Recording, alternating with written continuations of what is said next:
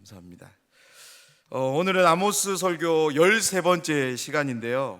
제가 한번 찾아봤습니다. 언제 이 말씀을 시작했는지 찾아봤는데 언제 시작했을까요?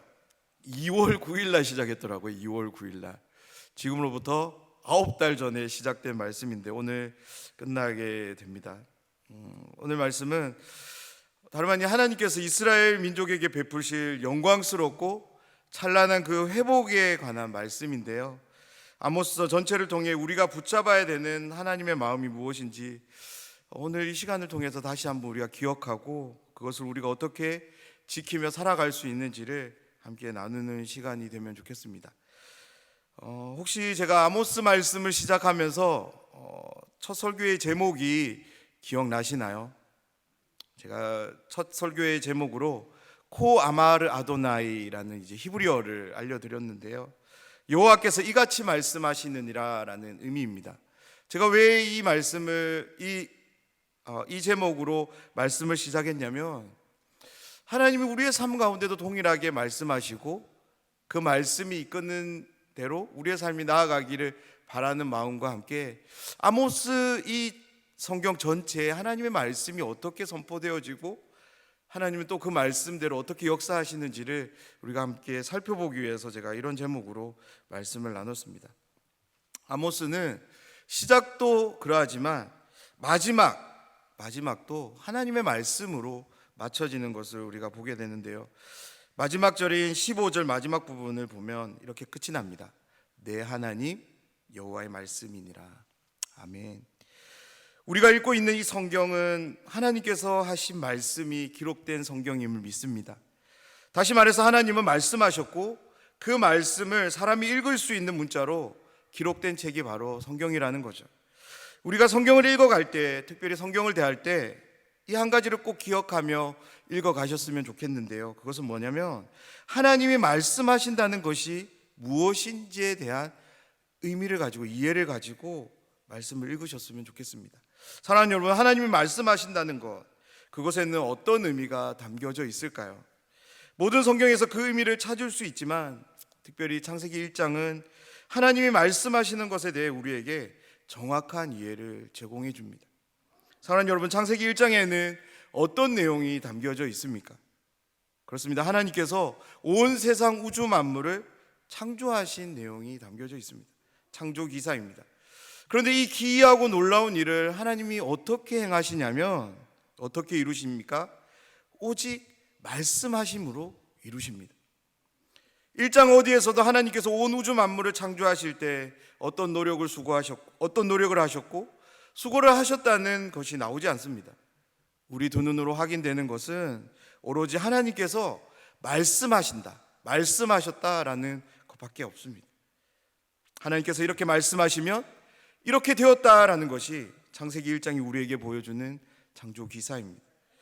하나님이 말씀하신다. 그로 인해 주어지는 하나님의 말씀은 바로 말씀하신 바대로 역사가 이루어지는 것을 의미하는 것입니다. 그런 의미에서 아모스 성경의 시작에 등장하는 여호와께서 이같이 말씀하시느니라, 이것은요 단순히 하나님이 말씀하시는 것만 의미하는 것이 아니라 하나님께서 그 말씀하신 바대로 역사하실 것이라는 것이 담겨져 있는 말씀인 거죠. 1장으로는 심판이지만 9장으로는 회복을 약속하고 있는 것이 바로 아모스 성경입니다.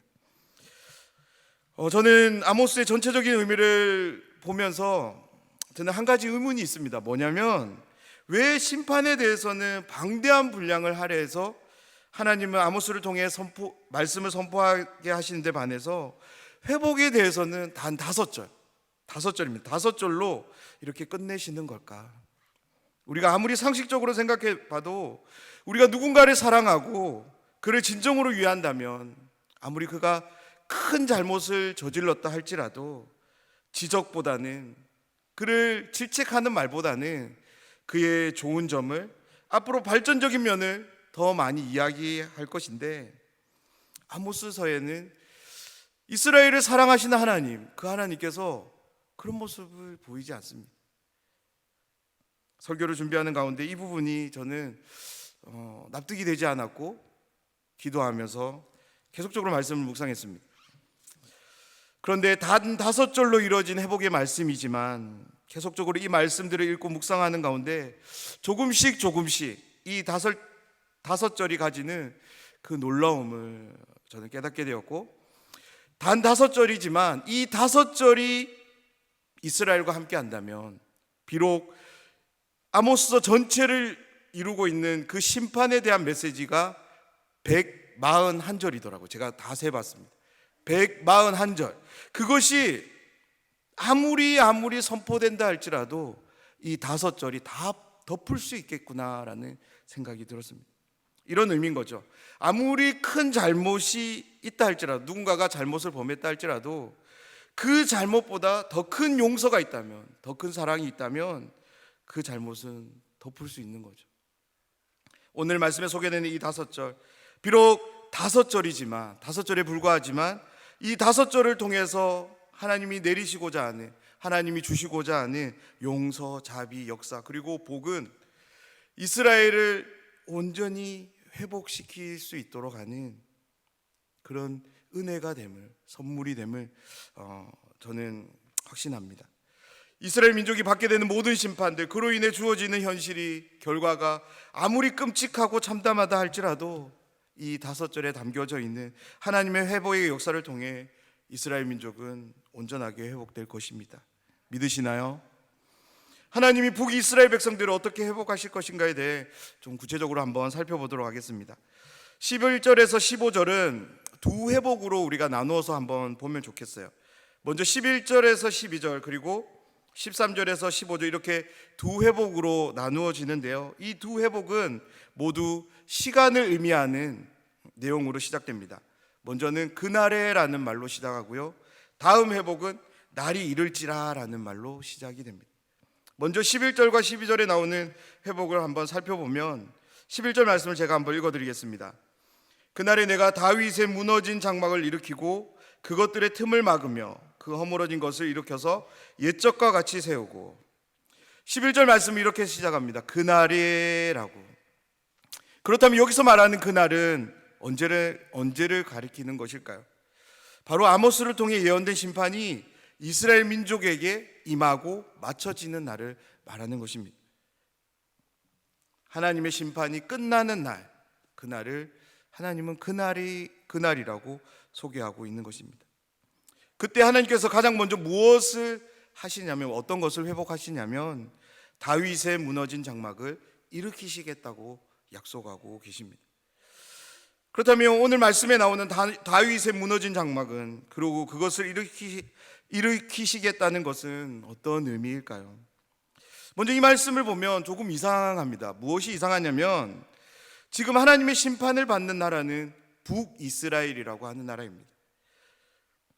그렇다면 하나님은 북이스라엘을 심판하신 후에 북이스라엘에 대한 회복의 말씀을 하셔야 되는데, 다윗의 장막을 가리키는 유다에 대한 어떤 회복을 말하고 있는 것처럼 보이기 때문에 조금 이상합니다. 하나님은 왜 북이스라엘의 회복에 대해 말씀하시면서 그 심판이 끝난 이후에 주어지는 그 회복을 다윗의 무너진 장막을 일으키시겠다고 말씀하고 계시는 것일까요? 왜냐하면 북이스라엘은 하나님의 언약이 붙잡고 기억하는 나라가 아닙니다. 더 정확하게 말하자면 하나님의 언약이 함께하는 나라는 북이스라엘도 아니고 남유다도 아닙니다. 다름 아닌 이스라엘이라고 하는 나라입니다. 북이스라엘과 남유다로 나누어진 것은 그들의 죄악으로 인한 결과이지 하나님의 뜻이 아닙니다. 그렇기 때문에 하나님은 북이스라엘을 심판하신 후에 다시 회복하실 때에는 북이스라엘을 회복하시는 것이 아니라 다윗의 장막으로 분열되기 이전에 통일 왕국으로 온전한 모습으로 회복하실 것이라고 말씀하고 계시는 것입니다. 그 회복을 위해 하나님이 하시는 일들이 소개되는데요, 먼저는 무너진 장막을 일으키고요, 그것들의 틈을 막으십니다. 허물어진 것을 일으켜서 옛적과 같이 세우시겠다고 하나님 말씀하십니다. 여기에 소개되는 하나님이 하시는 일들을 우리가 가만히 묵상해 보면, 북이스라엘을 위한 회복의 모든 일들을 누가 하시냐면 바로 하나님이 하십니다. 하나님이 이 모든 회복의 일의 시행자가 되셔서 담당하고 계시는 것을 우리는 말씀을 통해 확인하게 됩니다. 북이스라엘에게 어떤 상황적 요구를 제시하지 않습니다. 하나님이 전적으로 모든 회복의 일들을 계획하시고 주도적으로 하고 계시는 것을 우리는 말씀을 통해 확인하게 됩니다. 그렇습니다. 북이스라엘의 회복은, 다시 말해서 북이스라엘이 경험하게 될 구원은 전적으로 하나님으로부터 주어짐을 오늘 말씀은 우리에게 분명히 보여집니다. 아모스서 전체에서 선언되는 이스라엘을 향한 심판은 그들의 죄로 인해 주어진 결과였습니다. 그런데 회복은 어떻습니까? 하나님의 전적인 수고로 되어진다고 말씀합니다. 하나님의 은혜입니다. 하나님의 자비입니다. 전적으로 하나님으로부터 주어지는 선물로 주어질 것이라고 오늘 말씀 우리에게 들려줍니다. 계속해서 12절 말씀에서도 하나님의 회복이 이어지는데요, 그들이 에돔의 남은 자와 내 이름으로 일컫는 만국을 기업으로 얻게 하리라. 이 일을 행하시는 여호와의 말씀이니라. 아멘. 무너진 장막을 보수하신 하나님은 이제 에돔의 남은 자와 내 이름으로 일컫는 만국을 기업으로 얻게 하실 것이라고 하나님은 약속하십니다. 그런데 오늘 12절 말씀을 해석하는 데 있어서 어려운 부분이 있습니다. 어떤 부분이 어렵냐면 에돔의 남은 자라는 이 부분이 상당히 어렵습니다. 사도행전 15장 16절 17절을 우리가 한번 찾아가 보면 거기에 이제 각주가 새겨져 있는데요, 오늘 이제 아모스 9장 12절에 대한 이제 표시가 있어요. 사도행전 15장 16절 17절을 제가 한번 준비했는데요, 우리 이 말씀을 한번 함께 읽어보면 좋겠습니다. 제가 읽어드리도록 하겠습니다. 이후에 내가 돌아와서 다윗의 무너진 장막을 다시 지으며 또 그 허물어진 것을 다시 지어 일으키리니 이는 그 남은 사람들과 내 이름으로 일컬음을 받는 모든 이방인들로 주를 찾게 하려 함이라 하셨으니. 아멘. 오늘 말씀과 사도행전의 말씀을 우리가 한번 두고 비교해 보면 뚜렷하게 차이가 나는 단어가 있습니다. 그것은 뭐냐면, 아모스에서는 에돔의 남은 자로 이제 표현되는데 사도행전에서는 남은 사람들로 이렇게 표기되는 부분입니다. 그렇다면 왜 이렇게 번역상의 차이가 생긴 걸까요? 우리가 알고 있듯이 구약 성경은 히브리어라는 언어로 쓰여졌습니다. 그런데요, 이 히브리어를 헬라어로 이제 기록된 성경이 있습니다. 70인역이라고 하는 성경인데요, 그 70인역에서 이 에돔을 아담으로 읽고 사람으로 이제 기록했기 때문입니다. 우리가 이제 히브리어를 보면 이제 점이 없으면 그 모양이 똑같아 보여요. 에돔과 아담이 자음의 모양이 똑같습니다. 그래서 그 70인역을 쓰면서 이렇게 되었을 거라는 것이 이제 학자들의 견해입니다. 그런데 이 부분에 에돔의 남은 자로 이해하든 남은 사람들로 이해하든 둘 중 어느 것으로 번역해도 아무런 문제가 되지 않는 것은 12절이 이제 의미하는 바가 회복된 이스라엘을 통해 모든 사람과 모든 민족이 하나님께로 돌아오는 것에 대한 비전을 선포하고 있기 때문에 그렇습니다. 하나님 계속적으로 이제 이스라엘을 향한 회복을 말씀하시는데요, 13절을 시작으로 15절까지 연속적으로 하나님의 이 회복은 계속적으로 상황적으로 주어집니다. 이 말씀을 보면 하나님이 이스라엘 민족에게 내리시는 이 회복은 정말 이루 말할 수 없는 감탄과 감격을 자아내도록 하는 회복인데요, 먼저 13절을 보면 어떤 날이 이릅니다. 이 날이 어떤 날이냐면 정말 기가 막힌 날인데요, 먼저 소개되는 상황은 파종하는 자가 곡식 추수하는 자의 뒤를 이을 것이라고 소개합니다. 그리고 포도를 밟는 자가 씨 뿌리는 자의 뒤를 이을 거라고 말하고 있습니다. 우리가 이 상황을 한번 상상해 보면 좋겠습니다. 파종하는 자가 곡식 추수하는 자의 뒤를 잇는다는 것은 어떤 상황이냐면, 어떤 사람들이 이제 수확의 때가 돼서 열심히 수확을 하고 있는 거예요. 쉬지 않고 계속적으로 수확을 합니다. 언제까지 수확을 하냐면 파종할 때까지 수확을 하고 있는 거예요. 얼마나 큰 풍년을 맞아야 파종할 때까지 수확을 할 수 있을까요? 그렇게 수확을 다 마치지 못한 그 광경을 우리에게 보여주고 있습니다. 포도 농사도 마찬가지인데요, 풍성하게 포도를 수확한 농부들이 큰 포도주 틀을 만들고 그곳에 포도를 넣어서 이제 밟기를 시작해요. 그런데 어느덧 포도 씨를 뿌려야 되는 그런 봄이 된 거예요. 포도 수확이 얼마나 되어야 포도를 그렇게 밟고 또 밟아서 봄이 될 때까지 밟을 수 있을까요? 하나님이 내리시는 풍요로움은 여기서 끝나지 않는데요, 이제는 산들이 신선한 포도주를 흘려낼 것이라고 말하고요, 작은 언덕들도 단 포도주에 적셔지게 될 것이라고 말씀하고 있습니다. 우리는 북이스라엘이 어느 때보다 물질적인 풍요로움을 누리며 만끽했다라는 것을 이미 알고 있습니다. 그런데 오늘 아모스를 통해 소개되는 이 번영과 풍요로움은 그것과 좋게 비교할 수 없는 거죠. 가히 비교할 수 없는 거죠. 무엇보다 14절에서 하나님은 북이스라엘에게 놀라운 소식을 약속하십니다. 우리 14절 말씀을 다 같이 한번 읽어보겠습니다. 내가 내 백성 이스라엘이 사로잡힌 것을 돌이키리니 그들이 황폐한 성읍을 건축하여 거주하며 포도원들을 가꾸고 그 포도주를 마시며 과원들을 만들고 그 열매를 먹으리라. 아멘. 14절을 통해 주시는 놀라운 소식, 이 약속 역시 하나님이 주도권을 가지고 모든 것을 하고 계심을 우리는 보게 됩니다. 그리고 15절에서 하나님은 이스라엘의 회복이 어떠할지에 대해서 더욱 강력한 의지를 드러내시는데요, 하나님이 친히 건축한 성읍입니다. 그 성읍에 이스라엘 민족을 어떻게 하실 거냐면 그들을 땅에 심으실 것이라고 말씀합니다. 하나님의 심으심의 결과가 무엇입니까? 다시는 뽑히는 일이 없도록 할 거라고 말하고 있습니다. 하나님이 이 약속에 대해 이렇게 도장을 찍으시는데요, 내 여호와의 말씀이니라 라고 도장을 찍으십니다. 하나님께서 이스라엘을 이렇게 반드시 회복하실 거라고 약속하고 있는 거죠. 아모스는 그 어느 선지자들보다 하나님의 심판에 대해 다양하게 그리고 자세하게 정말 집요할 만큼 이스라엘 민족의 죄악을 추적하며 심판을 선포하는 말씀입니다. 이 심판의 말씀들을 보면서 왜 이토록 하나님은 철저하게 이스라엘 민족을 심판하시는 걸까요? 그리고 심판을 내림으로 인해 끝내시는 것이 아니라 그들에게 또한 회복을 약속하시는 걸까요? 그런데 그 회복은 심판 이전의 상태로의 회귀가 아닙니다. 이전과는 전혀 비교할 수 없는, 전혀 꿈꿀 수 없었던 풍요로움과 복이 함께하는, 그야말로 새 창조의 역사가 함께하는 그런 회복인 것을 우리는 말씀을 통해 확인하게 됩니다. 도대체 하나님께서 이러시는 이유가 무엇 때문일까요? 도대체 무엇 때문에 하나님은 이스라엘 민족에게 심판 그리고 회복을 약속하시는 걸까요?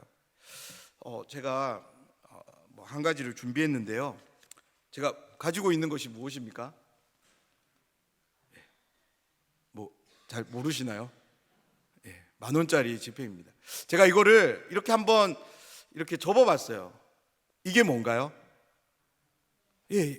여전히 10,000원짜리죠. 제가 이렇게 구겨도 여러분, 이것이 무엇으로 보이십니까? 어느 누구도 이것이 그냥 종이라고 생각하는 사람은 없을 거예요. 10,000원짜리라고 생각합니다. 이제 우리는 굉장히 중요한 원리 한 가지를 함께 나눴는데요, 그것은 뭐냐면 가치라고 하는 것입니다. 돈이 구겨진다고 해서 이 돈이 가지고 있는 가치가 사라지는 것이 아닙니다. 10,000원이라는 이 가치는 구겨진들 그냥 원형을 가지고 있던 가치를 가지고 있는 거죠. 이스라엘 민족이 죄로 인하여 불순종으로 인하여서 하나님이 기뻐하시는 삶과는 전혀 무관한 삶을 살 수 있습니다. 하나님이 뜻하신 바가 아닌, 목적하신 바가 아닌 그 목적을 상실하고 전혀 다른 삶을 살았던 것도 우리는 성경을 통해서 확인하게 됩니다.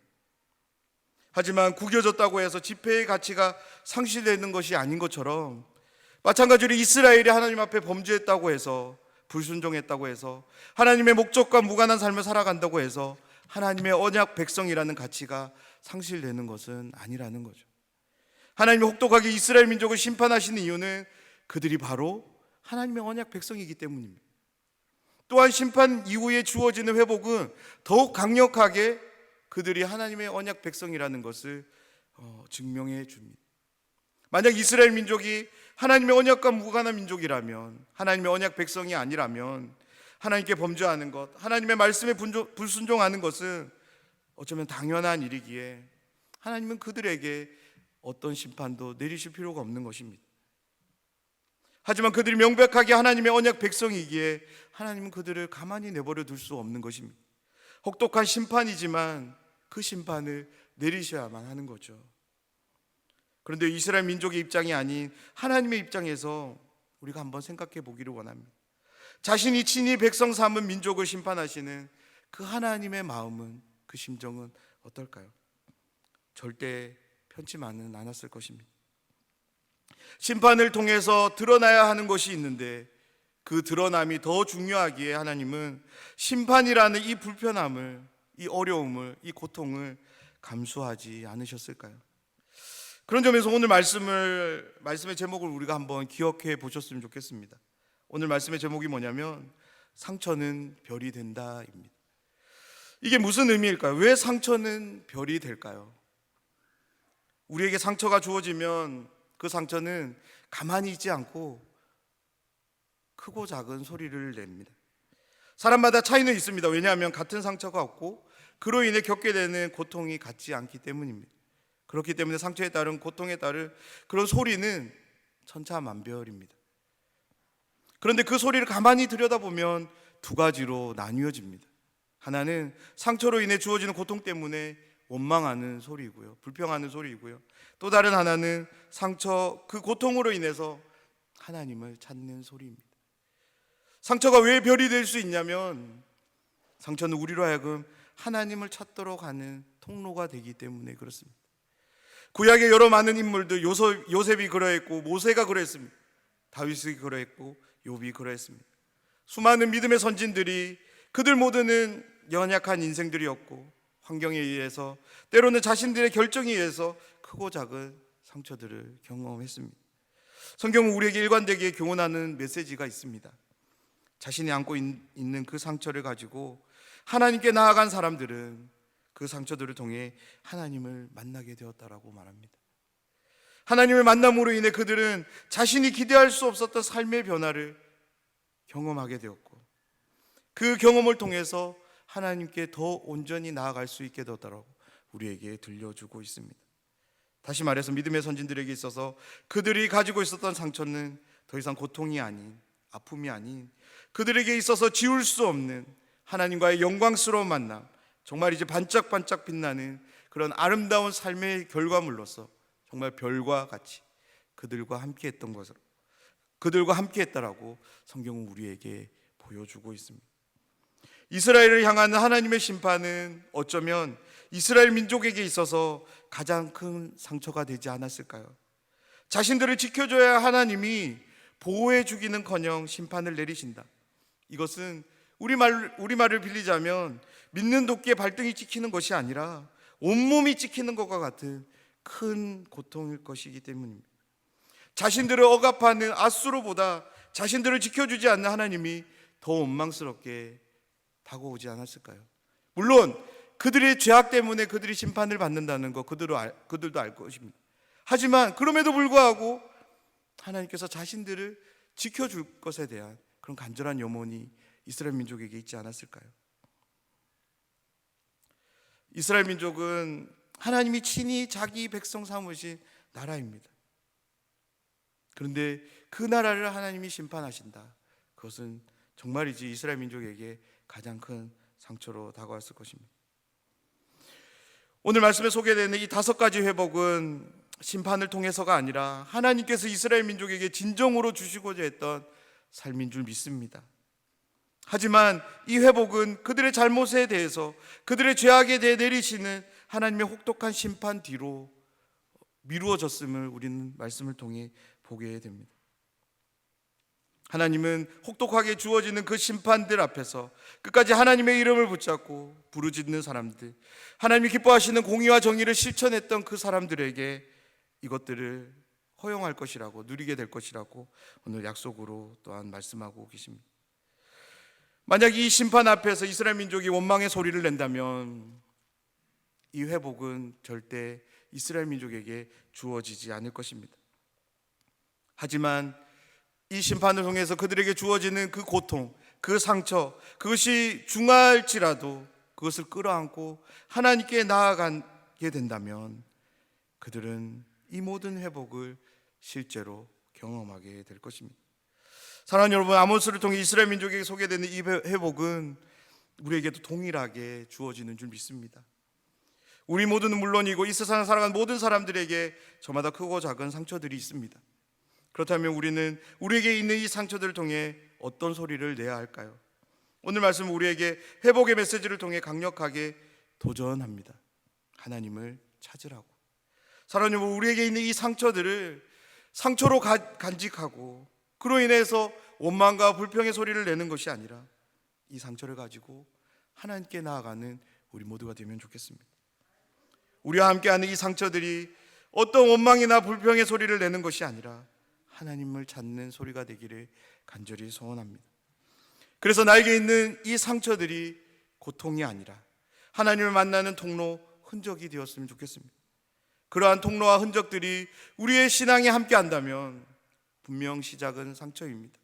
그 상처로 인한 고통입니다. 하지만 하나님을 만나고 하나님으로 인해 주어지는 회복을 통해서 그것은 정말 반짝반짝 빛나는 삶에 포기할 수 없는 그 귀한 선물이 될 줄 믿습니다. 이러한 별들이 우리의 신앙 가운데 함께하는 것을 내 스스로가 바라볼 수 있다면 그 신앙의 여정이 얼마나 행복할까요? 아모스를 마치면서 이런 말씀을 조금 드리고 싶습니다. 무수히 주어지는 심판들보다 이스라엘을 회복하시기 원하시는 하나님의 열심을 더 크게 볼 수 있는 마음이, 안목이 생기셨으면 좋겠습니다. 그래서 이 마음과 안목을 가지고 하나님을 더욱 온전히 신뢰하며 전적으로 의탁된 삶을 살아가면 좋겠습니다.